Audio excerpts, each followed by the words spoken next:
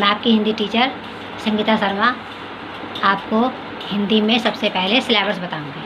आपके सिलेबस में 3 बुकें हैं, व्याकरण, कृतिका और क्षितिज। क्षितिज के 2 पार्ट हैं, गद्यखंड और पदखंड। गद्यखंड में कहानी, उपन्यास आदि आते हैं और पदखंड में आपकी कविताएं आदि आती हैं। आपका गद्यखंड में पाठ है आपका 2 बैलों की कथा। इसके लेखक हैं श्री मुंशी प्रेमचंद जी। पाठ को पढ़ने से पहले हम पढ़ेंगे लेखक का परिचय, यानी लेखक का जीवन परिचय, उस पर हम थोड़ा सा प्रकाश डालेंगे। प्रेमचंद जी का जन्म सन 1880 को वाराणसी जिले के लहमी गांव में हुआ था। उनके बचपन का नाम धनपत राय था। उन्होंने उर्दू में अपनी कहानियाँ नवाब राय के नाम से लिखी और हिंदी में प्रेमचंद के नाम से लिखी। गरीब परिवार में जन्म लेने के कारण और अल्पायु यानी बचपन में ही उनके पिता की मृत्यु होने के कारण उनका जीवन बहुत ही कष्ट में बीता। कष्ट होने के कारण जीवन में उन्होंने फिर भी अपनी पढ़ाई को जारी रखा और प्रारंभ में वे अध्यापक के पद पर रहे।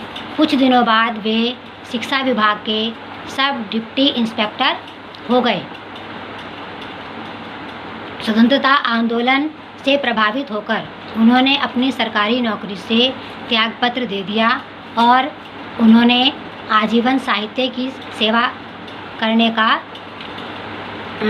इरादा किया, यानी साहित्य सेवा, यानी उन्होंने लगातार लिखना जारी रखा और उनके लगभग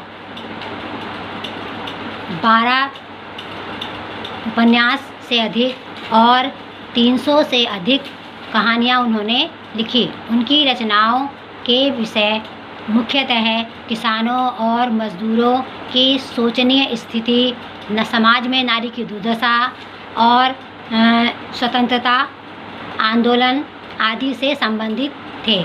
उनकी रचना सरल, सहज, मुहावरेदार थी और उन्होंने अंग्रेजी, फारसी, उर्दू आदि शब्दों का बहुत ही कुशलतापूर्वक अपनी रचनाओं में उनका प्रयोग किया। सन 1936 को उनकी मृत्यु हो गई।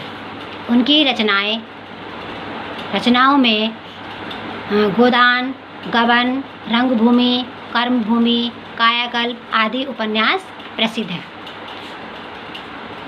उनकी कहानियों का संग्रह मानसरोवर 8 भागों में संकलित है। धन्यवाद।